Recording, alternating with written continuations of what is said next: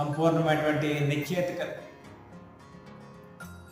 దేవుడు మనకి ఎంతైతే దయచేసేసాడు, దేవుని చేయి ఎంతైతే మనం అనుభవిస్తాం, మన రాబడి తగినట్టుగా ₹1,00,000 వస్తే ₹1,00,000 తగినట్టుగా, 10,000 వస్తే 10,000 తగినట్టుగా, 50,000 వస్తే 50,000 తగినట్టుగా, మనకి ఎంతైతే రాబడి ఉందో ఆ రాబడి తగినట్టుగా మనం ఏం చేయాలంటే దేవుని సన్నిధికి ఆ యొక్క కానుకలు అర్పించాల్సిన అవసరం ఉంది. అలా అర్పించిన వాడిని దొంగ అన్నాడు. దేవుని అర్థం దొంగలించేవాడని అలాగే మనం చదువుకుంటే అలాగే గ్రంథంలో ఈ సంగతులు మాట్లాడుతున్నాం. దేవుని యొక్క మనుషులు దొంగతనాన్ని దొంగిలించేవారు అంటారు. దేవునికి ఇవ్వాల్సిన దాన్ని దేవునికి ఇవ్వరు.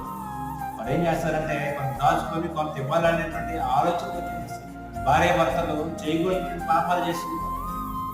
కాబట్టి